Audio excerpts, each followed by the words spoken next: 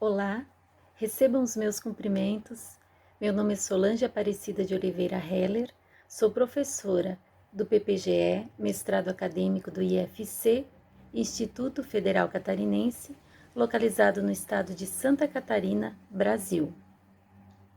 Participo desta jornada virtual internacional de pesquisa científica como coautora de um texto com meu orientando de mestrado acadêmico, Daniel Facchini. Nosso texto se intitula Aspectos históricos da formação de professores para o ensino religioso no estado de Santa Catarina, do proselitismo às ciências da religião. Daniel Facchini fará a exposição do texto em nossos nomes e eu desejo a todos nós um excelente evento. Olá, meu nome é Daniel Facchini, eu sou mestrando em Educação do Programa de Pós-Graduação em Educação no Instituto Federal Catarinense, do estado de Santa Catarina, Brasil. Eu sou orientando da professora doutora Solange Aparecida de Oliveira Heller, a quem já inicialmente eu agradeço a parceria e todas as orientações durante esse processo de desenvolvimento da dissertação de mestrado. Eu agradeço também a organização do evento, e a equipe avaliadora pela oportunidade de estarmos aqui apresentando o nosso trabalho hoje. O nosso trabalho ele é denominado de Aspectos Históricos da Formação de Professores para o Ensino Religioso no Estado de Santa Catarina, do proselitismo às ciências da religião. Ele está relacionado ao primeiro capítulo da dissertação, da minha dissertação, no programa, que trata do histórico, então, do ensino religioso e a respectiva formação de professores no Brasil e seus reflexos no estado de Santa Catarina. Como questão-problema, nós pensamos como se constituiu historicamente o ensino religioso no Brasil e em Santa Catarina, e aventando-se como hipóteses uma forte influência proselitista católica desde as primeiras escolas. Essa pesquisa ela tinha um cunho documental numa perspectiva histórica. Bom, inicialmente nós traçamos alguns aspectos históricos do ensino religioso da formação docente. A história, que aqui vai ser tratada conforme a referência do Fórum Permanente de Ensino Religioso, o FONAPER, que divide esse histórico em 3 fases. Na primeira fase, que corresponde ao período de 1500 a 1800, ele visava integrar escola, igreja, sociedade política e econômica, fazendo com que os alunos integrassem-se aos valores da sociedade e a evangelização dos gentios e a catequese dos negros. A formação de professores e o ensino a esse período estava a cargo dos jesuítas por intermédio da Companhia de Jesus. A segunda fase ela está no período de 1800 a 1964, onde se buscava construir uma escola pública, gratuita, laica e para todos. Essa fase ela pode ser dividida em 5 períodos. O primeiro período, que é de 1823 a 1829, também denominado de monarquia constitucional, visava-se a proteção à religiosidade institucional, tendo a religião católica apostólica romana como oficial. A formação de professores nessa época estava na capital da província. O segundo período, que vai de 1890 a 1930, foi o período da implantação do regime republicano no país. Nesse período, então, havia o predomínio dos ideais positivistas, que consideravam o ensino religioso como um empecilho para a implantação do novo regime. É o período de laicização do ensino. Não havia preocupação com a formação de professores e o ensino religioso ficou restrito à escola privada. O terceiro período, que vai de 1930 a 1937, é um período de transição, um período de abertura constitucional para as demais confissões religiosas atuarem junto à disciplina. Muitos conflitos marcaram esse período, principalmente entre os católicos e o Manifesto dos Pioneiros da Escola Nova, que eram desfavoráveis ao ensino religioso pela defesa do princípio da laicidade do Estado. Um quarto período, então, que vai de 1937 a 1945, também denominado Estado Novo. Nesse período cai a obrigatoriedade da oferta da disciplina.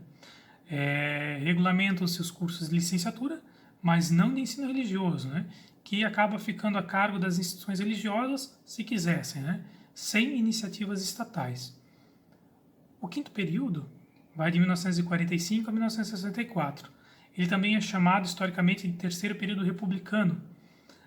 O ensino religioso ele é contemplado como um dever do Estado para com a liberdade religiosa do cidadão que frequenta a escola. Nesse período, também nós temos a primeira LDB, a Lei de Diretrizes e Bases da Educação Nacional, no Brasil. A polêmica, né, entre os favoráveis e os contrários ao ensino religioso na escola pública continua, né? E nesse período também nós não temos políticas públicas de formação continuada para ensino religioso. Bom, a terceira fase, ela vai de 1964 a 1996. O primeiro período, dentro dessa terceira fase, vai de 1964 a 1984, né?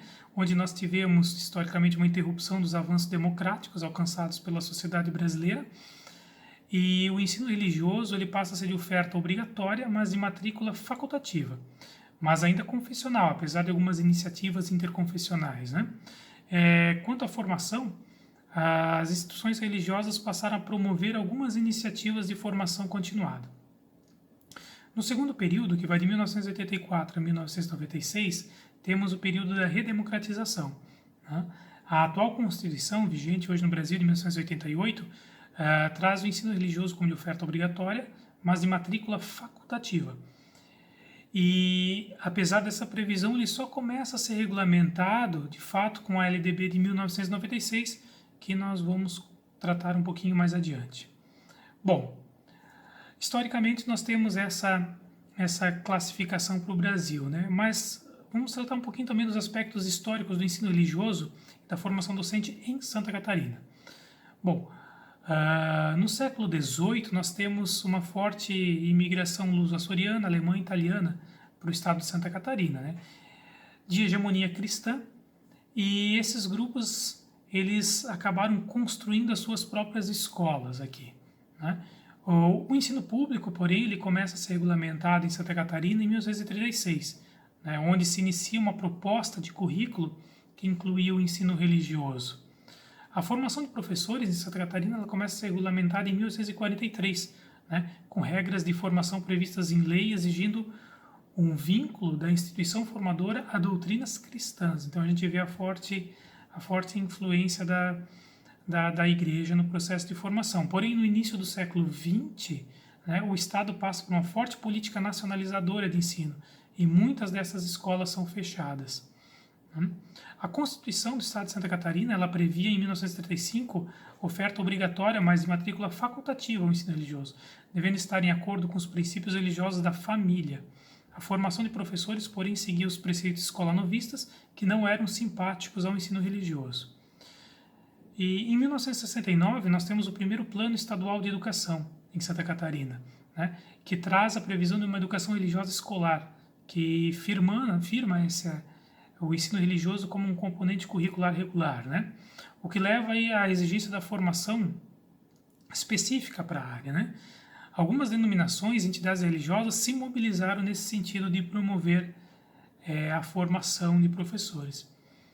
Desde então, o componente curricular, né, ensino religioso, ele está sempre presente na legislação, seguindo a referência constitucional, né, de oferta obrigatória, mas com matrícula facultativa. Quanto à formação de professores, algumas iniciativas isoladas de formação continuada e licenciatura vão sendo tomadas, né? Bom, mas o grande marco que nós temos em termos de legislação, em especial, é em 1996, com a LDB, a Lei de Diretrizes e Bases da Educação Nacional, né? Então, nós vamos da LDB de 96 às Ciências da Religião. A LDB, ela traz, no seu artigo 33, que foi reformado em 1997, a seguinte redação, que eu trago aqui. O ensino religioso de matrícula facultativa é parte integrante da formação básica do cidadão e constitui disciplina dos horários normais das escolas públicas de ensino fundamental, assegurado o respeito à diversidade cultural e religiosa do Brasil, vedadas quaisquer formas de proselitismo.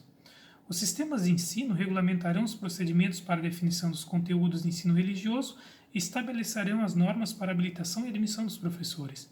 Parágrafo 2º. Os sistemas de ensino ouvirão a entidade civil, constituída pelas diferentes denominações religiosas, para a definição dos conteúdos de ensino religioso.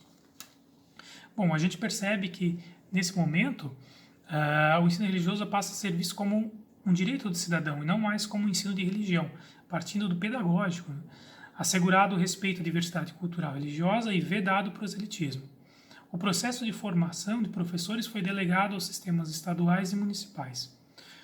Um outro marco importante recente é a BNCC de 2017, a Base Nacional Comum Curricular, que reconhece o ensino religioso como área de conhecimento, né, tendo as ciências da religião como sua base epistemológica. E ela traz os seguintes objetivos para a área: proporcionar a aprendizagem dos conhecimentos religiosos, culturais e estéticos a partir das manifestações religiosas percebidas na realidade dos educandos, propiciar conhecimento sobre o direito à liberdade de consciência e de crença no constante propósito de promoção dos direitos humanos, desenvolver competências e habilidades que contribuam para o diálogo entre perspectivas religiosas e seculares de vida, exercitando o respeito à liberdade de concepções e o pluralismo de ideias, de acordo com a Constituição Federal, contribuir para os educandos que construam seus sentidos pessoais de vida a partir de valores, princípios éticos e da cidadania. Bom, quanto à formação de professores, né, foram iniciadas através, né, de entidades civis e religiosas, né, iniciativas para oferecer a formação em nível superior, né, e também por pressão, né, e também promover uma pressão por diretrizes nacionais, né. Isso se consolida em 2018 com a aprovação das diretrizes curriculares nacionais, licenciatura em ensino da religião, né, em ensino em ciências da religião. Então, um destaque para o artigo 2º, que diz que o curso de licenciatura em ciências da religião constitui-se como habilitação em nível de formação inicial para o exercício da docência do ensino religioso na educação básica. Por fim, diante dessa pesquisa realizada, né, percorrendo todo esse trajetório histórico, né, percebemos que ao longo da história da educação no Brasil não havia uma sistemática de políticas públicas para a formação de professores, né, mas apenas iniciativas isoladas em algumas instituições. O Estado de Santa Catarina ele seguiu as tendências nacionais, mas seu diferencial foi o de criar os primeiros cursos de licenciatura para o ensino religioso, né, a partir de 1997. Também a carência de políticas públicas de formação para essa área, né, a área do ensino religioso, parece ser um dos elementos responsáveis pela confessionalidade na oferta da disciplina ao longo da história, né? Isso porque, na ausência de diretrizes nacionais, as instituições religiosas, né, sobretudo a Igreja Católica, tomaram a iniciativa de promover essa formação ou simplesmente ocuparem esse espaço com religiosos, né? Dessa forma, sem regulamentação, elas tendiam ao ensino doutrinário e de sua crença, né? Esse fato confirma a hipótese aventada, né, da forte influência proselitista católica desde as primeiras escolas, tanto na esfera federal quanto na esfera estadual. Porém, né, algumas iniciativas recentes advindas da própria legislação e de instituições civis, como o FONAPER, e a visão democrático-cidadã consolidada com a Constituição da República Federativa do Brasil de 88, né, firmando ao Estado brasileiro uma condição de Estado laico, parecem oferecer um norte para o ensino religioso no país.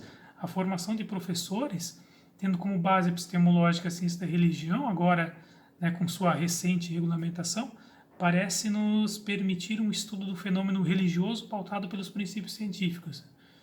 Assim, a relação do estudante com o transcendente de seus colegas, né, poderá ser estudada sob um viés científico e com respeito à diversidade religiosa.